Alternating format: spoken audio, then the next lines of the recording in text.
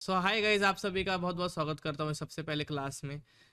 जो टॉपिक है वो है इंट्रोडक्शन टू ऑप्शंस। ठीक है, इंट्रोडक्शन टू ऑप्शंस, ये चीज़ ध्यान में रखना आप सभी लोग। मैं इंट्रोड्यूस करने वाला हूँ आप सभी को कि ऑप्शंस एग्जैक्टली क्या होते हैं। ठीक है, क्योंकि अगर हम ऑप्शन बाइंग सीखने वाले हैं तो इंट्रोडक्शन बहुत ज़रूरी है कि एग्जैक्टली ऑप्शंस क्या है।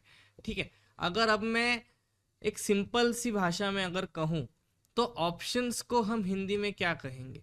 अगर मैं ये वर्ड यहाँ पे लिख दिया मैंने ऑप्शंस, तो हम ऑप्शंस को हिंदी में क्या कहेंगे? पर्याय कहेंगे। ठीक है, एक अल्टरनेटिव कहेंगे। वैसे ही इसी तरह से जो स्टॉक मार्केट के ऑप्शंस है, ये भी क्या है? ये एक पर्याय है। ठीक है, ये एक अलग अल्टरनेटिव है। किस चीज को अलग एक अल्टरनेटिव है? कि अभी ये देखो, एक होता है इंडेक्स। ठीक है, इंडेक्स जिन जिन को नहीं पता उन सभी के लिए बता देता हूं। इंडेक्स में हम क्या क्या लिखते हैं? इंडेक्स में आती हैं ये चीजें जो कि है निफ्टी 50 ले लो, उसके बाद आप बैंक निफ्टी ले लो। बैंक निफ्टी का शॉर्ट फॉर्म है BNF। ठीक है, उसके बाद आप फिन निफ्टी लिख दो।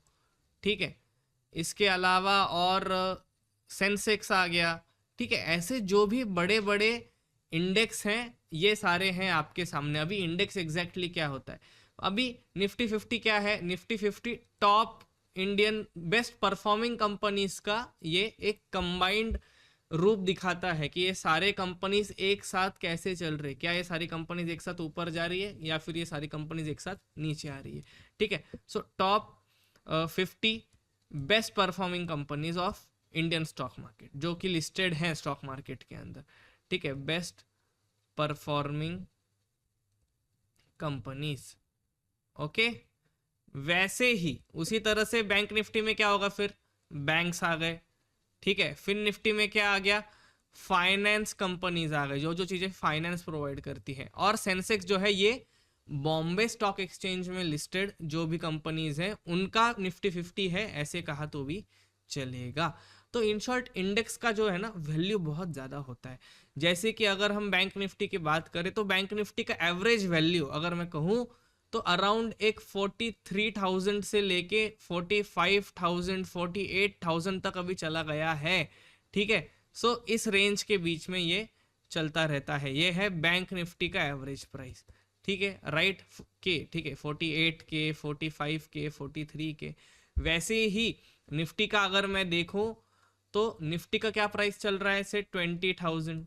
ठीक है, 21,000 कुछ इस हिसाब से चल रहा है निफ्टी का। ठीक है, तो अगर मुझे से एक लॉट अगर बाय करना है, एक लॉट यानी कि एक ग्रुप ऑफ सिंगल स्टॉक्स। ठीक है, फॉर एग्जांपल एक क्वांटिटी नहीं रहती। आप किसी भी इंडेक्स का एक क्वांटिटी सिर्फ बाय नहीं कर सकते। आप क्या बाय कर सकते हो? आप एक लॉट बाय कर सकते हो। ठीक है, एक क्वांटिटी बाय नहीं होता, एक लॉट बाय होता है। वैसे ही निफ्टी में अगर मैं बात करूं तो कितना लॉट है? 50 क्वांटिटीज का एक लॉट है। ठीक है, एक लॉट कितने क्वांटिटी का है? 50 क्वांटिटीज का एक लॉट है। किसमें? निफ्टी 50 में। अभी अगर मैं 20,000 के प्राइस को मल्टीप्लाई करूं 50 के साथ, इज इक्वल टू उतना पैसा आपको लगने वाला है। किस चीज के लिए? एक लॉट बाय करने के लिए। ठीक है, डेट इज वन लॉट, एक लॉट बाय करने के लिए। किस चीज का? निफ्टी 50 का। ठीक है, यानी कि 20,000। ठीक है, 20,000 multiplied by 5 is 1 lakh and 10 lakhs. तो आपको 10 लाख रुपए लगेंगे खाली एक लॉट बाय करने के लिए। किस चीज का? निफ्टी 50 का। पर एक चीज ये है कि आपको डायरेक्टली इंडेक्स में कभी भी ट्रेड करते नहीं आता है, ये चीज भी ध्यान में रखना। आपको डायरेक्टली बैंक निफ्टी में भी ट्रेड करते नहीं आएगा, आपको निफ्टी 50 में भी ट्रेड करते नहीं आएगा। तो इसके लिए एक पर्याय क्या दिया है, एक ऑप्शन क्या दिया है जो सस्ता भी है, अच्छा भी है और काम भी करता है, वो है ऑप्शंस। ठीक है, अभी ये समझ लो आगे बढ़ने से पहले कि एक है प्राइमरी मार्केट। ठीक है, दूसरा है सेकेंडरी मार्केट और तीसरा है आपका डेरिवेटिव्स मार्केट। ठीक है, primary, secondary and derivatives. Primary market में क्या है, आईपीओज आते हैं जहां पे आप सिर्फ बाइंग कर सकते हो और कुछ भी नहीं होता, there is only pure buying, ठीक है, सेलिंग नहीं होता यहाँ पे। सेकेंडरी मार्केट यानी कि यहाँ पे क्या क्या होता है, बाय भी होता है और सेल भी होता है, दोनों चीजें होती है एक ही टाइम पे, ठीक है। एंड डेरिवेटिव्स, डेरिवेटिव्स यानी कि फ्यूचर एंड ऑप्शन का मार्केट, ठीक है, फ्यूचर्स एंड ऑप्शंस का मार्केट जिसके अंदर की हाई रिस्क हाई रिवॉर्ड ऐसे ट्रेड्स होते हैं, ठीक है। अभी हम ऑप्शंस के बारे में और थोड़ा सा जान लेंगे, आगे बढ़ेंगे इसमें। ऑप्शंस अगर मैं यहाँ पे कहूँ तो ऑप्शंस आर डिराइव्ड, क्या होते हैं, ऑप्शंस डिराइव होते हैं फ्रॉम द इंडेक्स, ठीक है। ऑप्शंस इंडेक्स से डिराइव हो रहा है, यानी कि अगर मैं यहां पे कहूं निफ्टी 50 है, ठीक है, निफ्टी 50 से अगर 20,000 रुपए का है तो मुझे उसका एक ऑप्शन फॉर एग्जाम्पल 100 रुपए को मिल जाएगा, खाली 100 रुपए बस, ठीक है। एक लॉट अगर लेना है तो मैं क्या करूंगा, 100 मल्टीप्लाइड बाय 50, कितना हो गया, 5,000 रुपए, बस इतना ही पैसा आपको लगेगा। अभी ये भी ध्यान में रखना, अगर ये निफ्टी 50 20,000 से 20,100 अगर चला गया, 20,100, नहीं तो चलो एक और छोटा सा वैल्यू लेते हैं क्योंकि ये थोड़ा सा डीप हो जाएगा, ये आप आगे के सेशंस में सीखने वाले हो कि ऑप्शंस भी कितने पॉइंट से मूव करते हैं।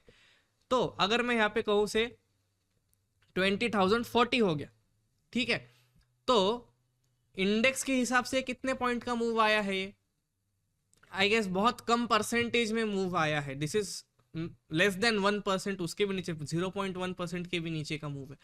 पर उसी टाइम को ये जो ऑप्शन रहेगा ना 100 रुपए का, ये 100 रुपए का ऑप्शन, ठीक है, बढ़ के 120 रुपए चला जाएगा, giving you a 20% return over here, ठीक है। कितना मिला आपको, 20% मिला।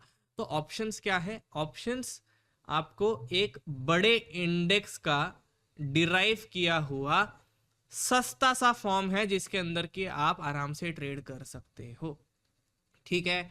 आई गेस आपको ये क्लियर हो गया कि ऑप्शंस एग्जैक्टली क्या है, महंगे किसी बड़े इंडेक्स का एक सस्ता ट्रेड करने के लिए निकाला गया पर्याय इज ऑप्शंस, ठीक है।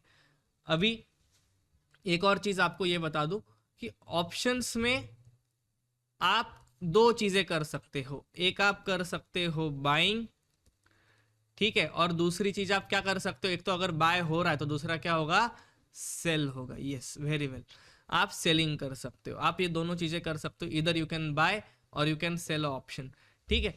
तो बाइंग कैसी होती है, सेलिंग कैसी होती है ऑप्शंस की, ऑप्शंस कॉन्ट्रैक्ट क्या होता है, अभी ये देखो ये भी एक कॉन्ट्रैक्ट है, ठीक है। कॉन्ट्रैक्ट में बायर होगा, सेलर होगा और बहुत से अलग अलग फैक्टर्स रहेंगे जो कि हम नेक्स्ट लेक्चर में जानेंगे, नेक्स्ट क्लास में जानेंगे। आई होप आपको इंट्रोडक्शन ऑप्शंस का अभी अच्छे से मिल गया होगा। नेक्स्ट लेक्चर में मिलते हैं, बाय बाय।